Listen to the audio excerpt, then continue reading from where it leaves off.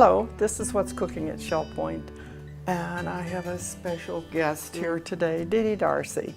Dee Dee and I have been cooking together quite often.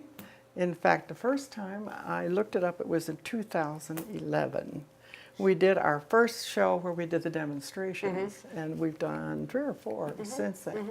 But today we are just going to have fun. She has come up with some of the cleverest things. This one is going to be things for Halloween, if you have your grandchildren come, or if you just want to play, which is what we were doing, getting ready. Absolutely. So I'm going to let Dee Dee take over. Okay. So what you going to do first? Well, first of all, I love holidays.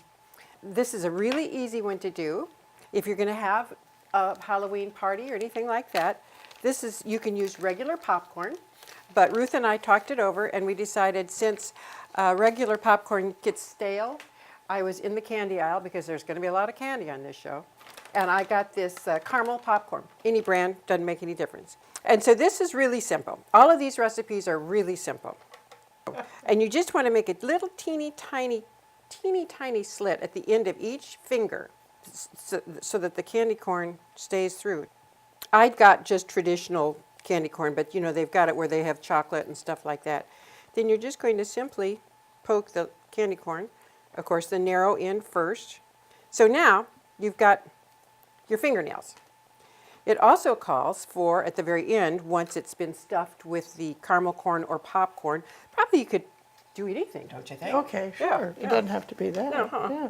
You're going to tie it off with some sort of Halloween ribbon, if you have it. I happen to have it. Dollar Tree, Yeah. I think, has everything. Yeah. So. You need to hold it? Sure. That would be nice. I didn't, you know how you have the surgeons and doctors sometimes blow on the inside? I thought not to do that. I thought that would not be. Now here we go again with, oops, well, we'll push it back in, working it down, the fingers. So there you have the very first popcorn hand favors. That's great. That's great. Okay. Isn't that perfect? Oh, that's so much fun. Now she's got more.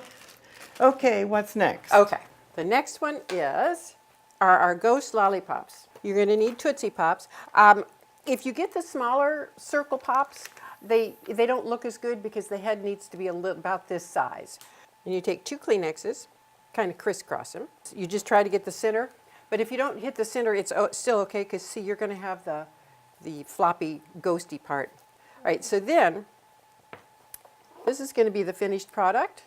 So you're just going to do 2 dots and kind of an oval mouth. It's kind of like the Scream. Oh, sure. That's right. Yeah. It is like that. Yeah.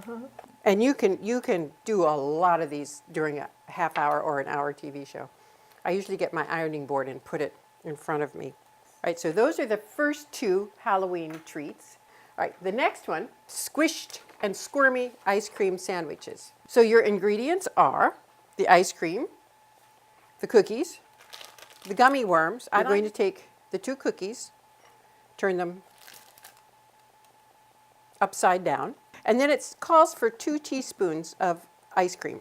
You don't want a real thick layer because you're going to basically put some gummy worms in, and then you're going to put another layer of ice cream. And I'm going to take a gummy worm, and you want the gummy worms to stick out. Then you're also going to take another layer of ice cream to put on top of this. Put some more gummies, and you have your squishy, squashy gummy worm.